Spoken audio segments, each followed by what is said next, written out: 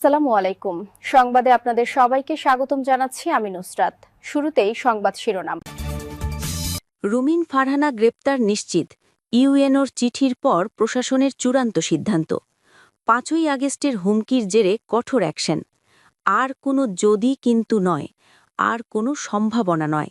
ব্রাহ্মণবাড়িয়া ২ আসনের স্বতন্ত্র প্রার্থী ব্যারিস্টার রুমিন ফারহানার গ্রেপ্তার এখন সময়ের ব্যাপার মাত্র, এমনটাই বলছে প্রশাসনের একাধিক দায়িত্বশীল সূত্র। বিস্তারিত জানার আগে হৃদয়ে ছুঁয়ে যাওয়া একটি অনুরোধ। যদি হাদি নামটি আপনার বিবেককে নাড়া দেয়, যদি প্রকাশ্য দিবালকে গুলিবিদ্ধ হওয়ার সেই মুহূর্ত আপনাকে প্রশ্ন করতে বাধ্য করে, তবে আজ একটু সময় দিন। কমেন্টে শুধু লিখুন, হাদির ওপর হামলার বিচার চাই। আর যদি আপনি চান সত্যটা চাপা না পড়ুক, যদি চান আমরা ভয় ছাড়াই এসব খবর আপনাদের কাছে পৌঁছে দিতে পারি, তাহলে এক্ষুনি চ্যানেলটি সাবস্ক্রাইব করুন। সাবস্ক্রাইব মানে শুধু একটি বাটন চাপা নয়, এটি অন্যায়ের বিরুদ্ধে সত্যের পাশে দাঁড়ানোর অঙ্গীকার। চলুন নীরব না থেকে বিস্তারিত জেনে নিই। ইউএনওর লিখিত অভিযোগ, মব সৃষ্টির নথি, আচরণবিধি লঙ্ঘনের প্রমাণ, নির্বাহী ম্যাজিস্ট্রেটকে প্রকাশ্যে হুমকি এবং সবচেয়ে ভয়ঙ্করভাবে ৫ই আগস্ট আবার হবে, এই বক্তব্যকে রাষ্ট্রীয় নিরাপত্তার জন্য ঝুঁকিপূর্ণ হিসেবে বিবেচনা করা হয়েছে। এরপরই প্রশাসন নেয় কঠোরতম অবস্থান। প্রশাসনের মূল্যায়ন, এটি আর নির্বাচনী বক্তব্য নয়, এটি উস্কানি।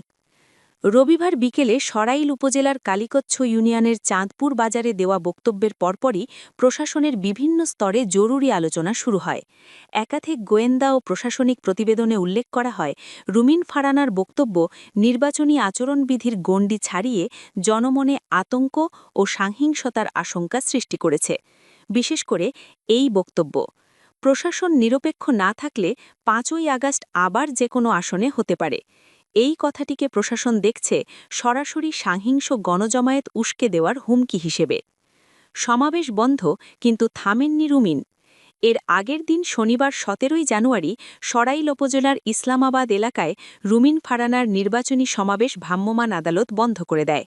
নির্বাহী ম্যাজিস্ট্রেট শাহরিয়া হাসান খান তাৎক্ষণিকভাবে একজন সমর্থককে ৪০,০০০ টাকা জরিমানা করেন। কিন্তু প্রশাসনের নির্দেশ মানার বদলে পরিস্থিতি আরও ভয়াবহ হয়ে ওঠে। ভিডিও ফুটেজে দেখা যায়, রুমিন ফারহানা নির্বাহী ম্যাজিস্ট্রেটের দিকে আঙুল তুলে রীতিমতো হুমকি দিচ্ছেন। তিনি বলেন, আজ ভদ্রতা দেখিয়ে থামিয়েছি, নেক্সট টাইম এই ভদ্রতাটা করব না। আইন শৃঙ্খলা বাহিনীর কাছে এই বক্তব্যের অর্থ একটাই, পরবর্তী সময়ে সহিংসতার প্রস্তুতির ইঙ্গিত। ইউএনওর চিঠি, এখানেই বদলে যায় সবকিছু। সরাইল উপজেলা নির্বাহী অফিসার মোহাম্মদ আবু বকর সরকার স্বাক্ষরিত চিঠিটি প্রশাসনের সিদ্ধান্তকে চূড়ান্ত দিকে নিয়ে যায়। এই চিঠিতে স্পষ্টভাবে বলা হয়, রুমিন ফারহানা নির্বাচনী আচরণবিধি লঙ্ঘন করেছেন, তার বক্তব্য ও কর্মকাণ্ডে মব সৃষ্টির আশঙ্কা তৈরি হয়েছে, আইন শৃঙ্খলা পরিস্থিতির অবনতি ঘটতে পারে। এই চিঠি পাঠানো হয় নির্বাচনী অনুসন্ধান ও বিচারিক কমিটি এবং সিনিয়র সিভিল জাজ আশরাফুল ইসলামের কাছে আইনানুগ ব্যবস্থা গ্রহণের সুপারিশসহ। প্রশাসনের ভাষায়, এটি আর রাজনৈতিক বিষয় নয়, এটি আইন শৃঙ্খলার প্রশ্ন। কারণ দর্শানোর নোটিশ, শেষ সুযোগ। রবিবার রাতেই রিটার্নিং অফিসার ও জেলা প্রশাসক শারমিন আক্তার জাহান স্বাক্ষরিত নোটিশ জারি হয়। নোটিশে বলা হয়, রুমিন ফারহানাকে ২২শে জানুয়ারি সকাল ১১টার মধ্যে হাজির হয়ে ব্যাখ্যা দিতে হবে। কিন্তু প্রশাসনের ভেতনের সূত্র বলছে, এই নোটিশ মূলত একটি প্রক্রিয়াগত ধাপ, সিদ্ধান্ত প্রায় চূড়ান্ত। নোটিশে যেসব অভিযোগ আনা হয় সেগুলো হল, ৪০০-৫০০ লোক নিয়ে বৃহৎ জনসভা, স্টেজ নির্মাণ করে আচরণবিধি লঙ্ঘন, নির্বাহী ম্যাজিস্ট্রেটের সঙ্গে অসৌজন্যমূলক ও হুমকিমূলক আচরণ। এই ৩টি অভিযোগই ফৌজদারি আইনে বিবেচ্য। গ্রেপ্তার কেন নিশ্চিত? আইন ও প্রশাসন সংশ্লিষ্ট একাধিক সূত্র বলছে, ১. ম্যাজিস্ট্রেটকে হুমকি দেওয়া দণ্ডনীয় অপরাধ। ২. নির্বাচনী সময়ে জনতাকে উস্কানি, রাষ্ট্রীয় নিরাপত্তার ঝুঁকি। ৩. মব সৃষ্টির অভিযোগ থাকলে তাৎক্ষণিক গ্রেপ্তারের আইনগত সুযোগ রয়েছে। এ কারণেই প্রশাসনের প্রস্তুতি এখন একেবারে স্পষ্ট, গ্রেপ্তার করে পরিস্থিতি নিয়ন্ত্রণে আনা। দেশ জুড়ে অস্থিরতা, তারেক রহমানের গাড়িতে রহস্যময় খাম। এই ঘটনার মধ্যেই রাজধানীতে ঘটে যায় আরেক চাঞ্চল্যকর ঘটনা।